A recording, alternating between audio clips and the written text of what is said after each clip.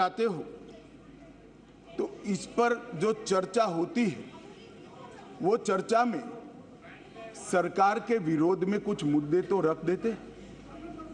मैंने पूरे भाषण ध्यान से सुने और पूरे भाषण ध्यान से सुनने के बाद मैं निश्चित रूप से निर्णय पर पहुंचा हूं, ये अविश्वास प्रस्ताव केवल और केवल भ्रांति खड़ा करने के लिए लाया गया है।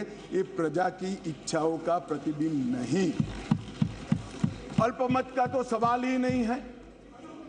अल्पमत का सवाल इसलिए नहीं है क्योंकि जब तक जो अविश्वास के प्रस्ताव के विरोध में बोले हैं और जो समर्थन सदन का दिखाई पड़ा है, मतदान होगा तब होगा जो कराएंगे तो, परंतु जो समर्थन दिखाई पड़ा है वो बताता है कि अल्पमत का सवाल नहीं है। और जनता में भी विश्वास है मान्यवर, जनता में विश्वास इसलिए है कि देश के 60 करोड़ गरीबों को उनके जीवन में नई आशा का संचार अगर कोई एक प्रधानमंत्री और एक सरकार ने किया है तो नरेंद्र मोदी सरकार। मान्यवर, मैं डिटेल बात बाद में करता हूं। मैं भी देश भर में घूमता हूं, जनता के बीच में जाता हूं। मैंने जनता के साथ कई जगह से संवाद किया है, कहीं पर भी अविश्वास की आछी पतली झलक भी नहीं दिखाई पड़ती। मैं बताता हूं दादा, बंगाल का भी बताता हूं। मान्यवर, ये सरकार, मैं इस सदन के सामने आपके माध्यम से और इस सदन के माध्यम से पूरे देश की जनता को बताना चाहता हूं और धन्यवाद भी करना चाहता हूं। आजादी के बाद कोई एक सरकार और कोई एक नेता में जनता को सबसे ज्यादा विश्वास है तो ये नरेंद्र मोदी जी की सरकार। 2/3 बहुमत से दो बार एनडीए को चुना गया। पूर्ण बहुमत से दो बार भारतीय जनता पार्टी को चुना गया। 30 साल के बाद पहली बार पूर्ण बहुमत की स्थिर सरकार देने का काम ये देश की जनता ने लगातार 2 बार किया। और प्रधानमंत्री मान्यवर, ये प्रधानमंत्री ऐसे हैं जो आजादी के बाद देश में सबसे लोकप्रिय प्रधानमंत्री कोई है तो नरेंद्र मोदी। और ये मैं नहीं कहता, दुनिया भर के कई सर्वेक्षण कहते हैं आजादी के बाद सबसे ज्यादा एक भी छुट्टी लिए बगैर 24 घंटे में से 17 घंटे काम करने वाला कोई प्रधानमंत्री है तो नरेंद्र मोदी। मान्यवर, आजादी के बाद देश के हर राज्य में सबसे ज्यादा किलोमीटर और सबसे ज्यादा दिन प्रवास करने वाला कोई प्रधानमंत्री है तो नरेंद्र मोदी। मान्यवर, कोई सरकारें कई सालों तक चलती है, कांग्रेस पार्टी की सरकार 35 साल तक अक्षुण्ण रूप से चली, कई सालों तक चलते हैं। तब 2, 3, 4 निर्णय ऐसे होते हैं जिसको युगों तक याद किया जाता है। माननीय नरेंद्र मोदी सरकार 9 साल हुए, 9 साल में 50 से ज्यादा फैसले ऐसे हैं जो युगांतकारी फैसले हैं, जो इतिहास के अंदर स्वर्ण अक्षरों से मंडित। मान्यवर, आज 9 अगस्त का दिन है। 9 अगस्त के दिन महात्मा गांधी ने हमारे आजादी के आंदोलन के एक नए अध्याय की शुरुआत की थी। उन्होंने नारा दिया था, अंग्रेजों भारत छोड़ो, क्विट इंडिया का नारा दिया था। मोदी जी ने ये 9 साल के अंदर 2014 से 2023 में लगभग 9.5 साल में एक नए प्रकार का राजनीतिक युग का शुरुआत किया है। मान्यवर, लगभग 30 साल से इस देश की राजनीति भ्रष्टाचार, परिवारवाद और तुष्टीकरण के नासूर से ग्रसित रही। सारे के सारे जनादेश कोई भी चुनावी विजय पराजय के आंकड़ों के एनालिसिस करने वाले पंडित सारे जय पराजय को देख ले। मोदी जी के 2014 के विजय के पहले सारे जय पराजय या तो भ्रष्टाचार से प्रभावित थे, भ्रष्टाचार किया इसको हटाने के लिए आए, या तो परिवारवाद से प्रभावित थे, परिवारवाद के पीछे जातिवाद का एक अनवरत संतान भी होता है, और तुष्टीकरण से प्रभावित जनादेश थे। भारतीय लोकतंत्र को ये तीन नासुरों ने घेर लिया था। नरेंद्र मोदी जी ने भ्रष्टाचार, परिवारवाद और तुष्टीकरण को हटाकर पॉलिटिक्स ऑफ परफॉर्मेंस को तरजीह दी, और आज विकास जनता के फैसलों का निर्णय करता है। मगर फिर भी कहीं कहीं दूर तक भ्रष्टाचार भी बैठा है, बच गया है, परिवारवाद तो दिखाई ही पड़ता है, और तुष्टीकरण की राजनीति भी चलती है। इसलिए मोदी जी ने आज नारा दिया है, भ्रष्टाचार क्विट इंडिया, परिवारवाद क्विट इंडिया, तुष्टीकरण क्विट इंडिया। मान्यवर, अगर भ्रष्टाचार, परिवारवाद और तुष्टीकरण एक क्विट इंडिया अगर कर लेते हैं तो इस देश की राजनीति में मोदी जी ने 2014 से एक नए युग की शुरुआत करी है, विकास के युग की। वो हमारे स्वतंत्रता सेनानियों के कल्पना के भारत की निर्मित 2047 के बहुत साल पहले कर देगी, इसका मुझे पूरा विश्वास है। मान्यवर, अविश्वास का प्रस्ताव एक संवैधानिक प्रक्रिया है, हमें कोई आपत्ति नहीं है। विपक्ष का उद्देश्य है कोई भी हो, विपक्ष का अधिकार है, अविश्वास का प्रस्ताव ले आते हैं। और मैं तो कई बार मानता हूं कि अविश्वास प्रस्ताव से पार्टियों के और गठबंधनों के चरित्र उजागर होते हैं। कई बार अविश्वास प्रस्ताव आए, मैंने जैसे पहले कहा, मैं 3 अविश्वास प्रस्ताव का जिक्र करना जरूर चाहूंगा। 2 अविश्वास प्रस्ताव है यूपीए सरकार के खिलाफ, जो हम विपक्ष में थे तब लेकर आए थे, और एक अविश्वास प्रस्ताव एनडीए सरकार के खिलाफ था, जो यूपीए जब विपक्ष में थी तब लेकर। 1993 जुलाई में नरसिम्हा राव जी की कांग्रेस की सरकार थी, उसके खिलाफ अविश्वास प्रस्ताव आया। अब सरकार बचानी होती है, नरसिम्हा राव जी को बचानी थी। कांग्रेस का मूल सिद्धांत है एन केन प्रकारेण सत्ता में बने रहना, सत्ता में बने रहने का प्रयास करना। ना इसके लिए सिद्धांत होते हैं, ना नीतियां होती है, ना औचित्य होता है। मान्यवर, नरसिम्हा राव जी की सरकार अविश्वास प्रस्ताव जीत गई और बाद में कई लोगों को जेल की सजा हुई, स्वयं नरसिम्हा राव जी को हुई, क्योंकि झारखंड मुक्ति मोर्चा को घूस देकर अविश्वास प्रस्ताव पर विजय प्राप्त करी। आज कांग्रेस भी है, कांग्रेस भी वहां बैठी है और झारखंड मुक्ति मोर्चा भी वहां बैठा है। मान्यवर, 2008 में मनमोहन सिंह जी विश्वास प्रस्ताव लेकर आए। विश्वास प्रस्ताव के वक्त भी एक बार यहां पर बरोबर देश में वातावरण हो गया था कि इनके पास बहुमत नहीं है, बहुमत था भी नहीं। और मान्यवर, इस सदन ने उस वक्त सबसे कलंकित घटना देखनी पड़ी, सांसदों को करोड़ों रुपए की घूस लेनी पड़ी, और हमारे ऑनेस्ट सांसद वो रुपया लेकर पीठ के सामने आए और कहा कि हमें संरक्षण चाहिए, हमें रुपया ऑफर किया गया, और वो सरकार बचा ली। तो एक तो चरित्र है यूपीए का, सरकार के सामने अविश्वास का प्रस्ताव आए या कोई अविश्वास का प्रस्ताव न लाए, इसलिए विश्वास का प्रस्ताव वो स्वयं लाए। इसमें से बचने के लिए सारे सिद्धांत, सारा चरित्र, सारे लोकसभा के नियम कानून, हमारी परंपराएं, इसको त्याग कर एन केन प्रकारेण सत्ता को संभालना और सत्ता पर काबिज रहना। इसके सामने मान्यवर दूसरा एक उदाहरण है। 1999 में अटल जी की सरकार थी और अविश्वास प्रस्ताव आया। मान्यवर, ये जो कांग्रेस ने किया वो हम कर सकते थे, क्योंकि 93 में नरसिम्हा राव जी ने देश के सार्वजनिक जीवन को एक एग्जाम्पल पूरा कर दिया था कि सरकार ऐसे भी बचाई जा सकती है, करोड़ों रुपया देकर भी बचाई जा सकती है, हम भी कर सकते थे, मगर हमने नहीं किया।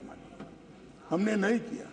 हमने हमारी बात रखी। देश के प्रधानमंत्री अटल जी ने इसी सीट पर बैठकर अपनी बात रखी संसदों के सामने, और जो कहा कि संसद का जो फैसला है मैं सर पर चढ़ाऊंगा, हमें कोई आपत्ति नहीं। मान्यवर, सिर्फ एक वोट से सरकार गई, सिर्फ एक वोट से। क्या हम यूपीए और कांग्रेस की तरह बचा नहीं सकते थे? बचा सकते थे, मगर मैंने कहा ना कि कई बार संकट के समय गठबंधनों और पार्टियों का चरित्र उजागर होता है।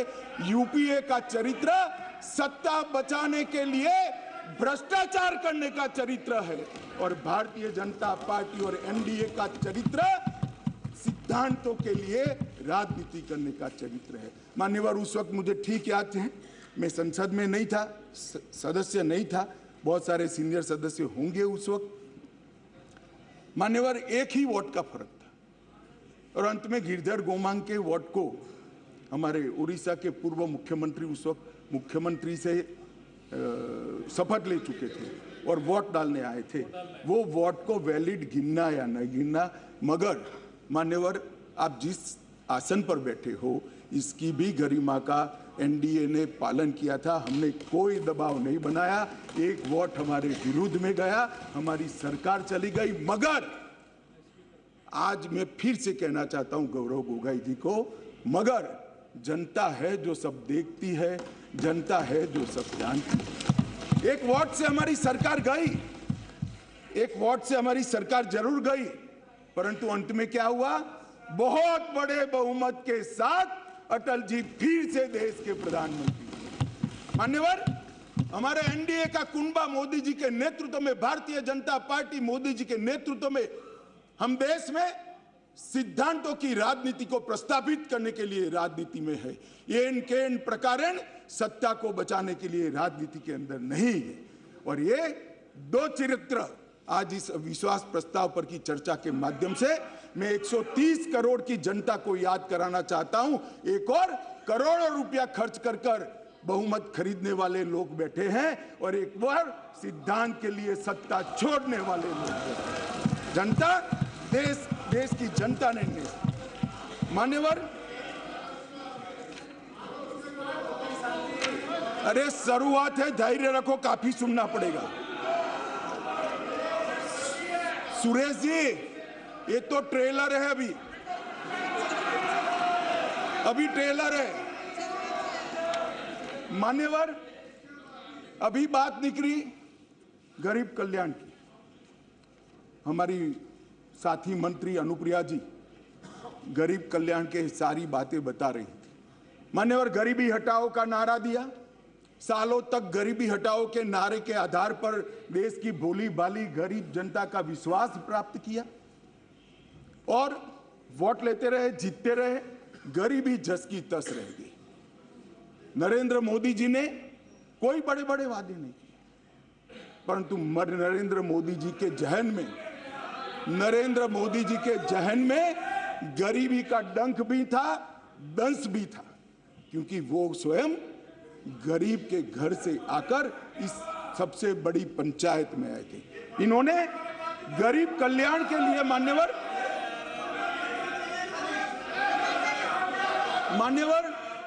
इन्होंने गरीब कल्याण के लिए ढेर सारे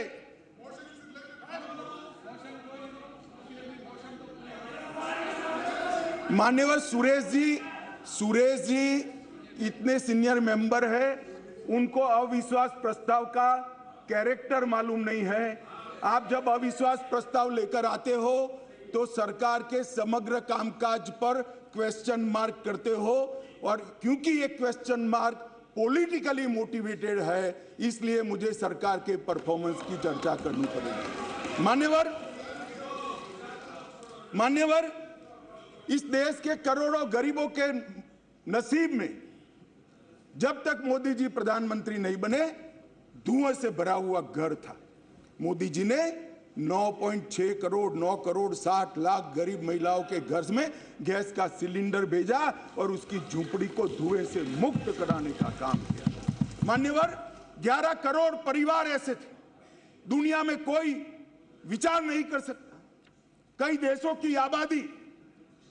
की आबादी 11 करोड़ से आधी भी नहीं है, पांचों हिस्से की भी नहीं है, परंतु 11 करोड़ परिवार ऐसे थे जिनके पास मान्यवर शौचालय नहीं था।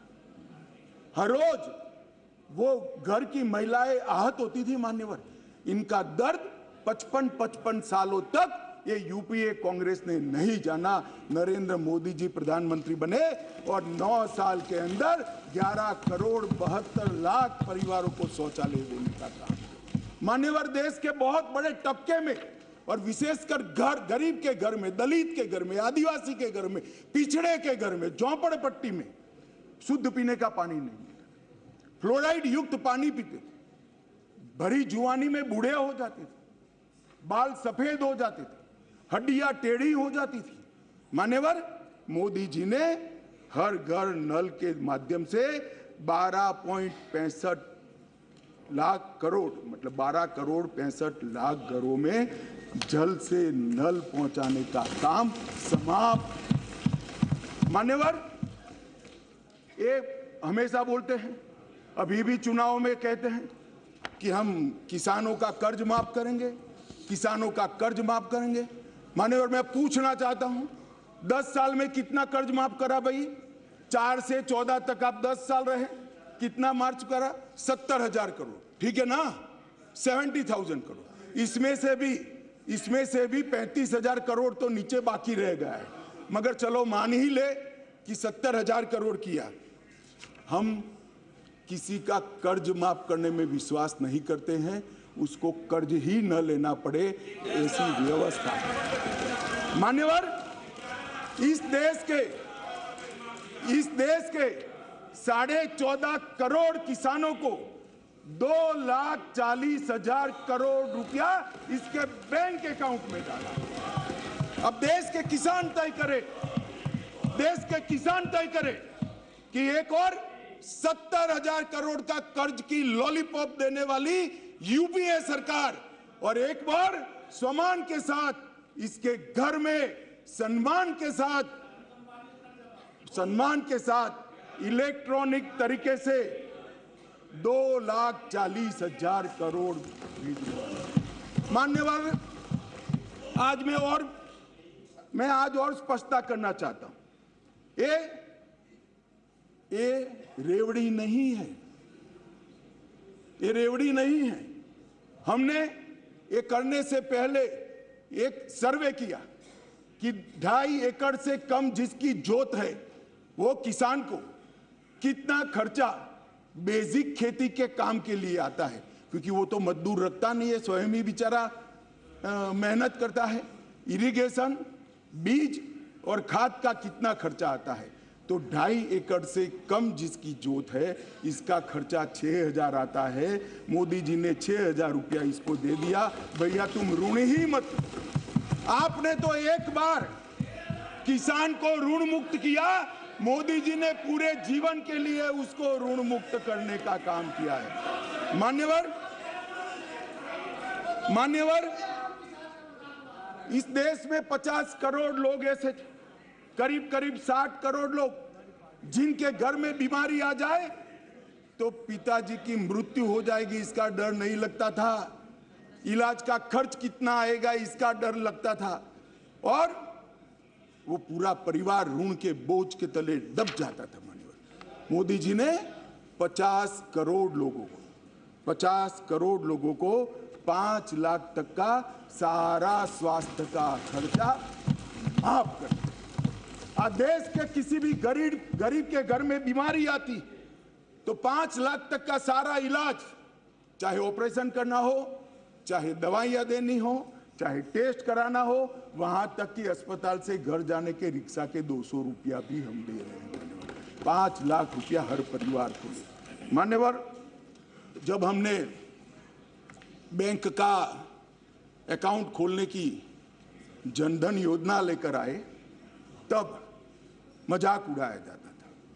हमारे बिहार के मुख्यमंत्री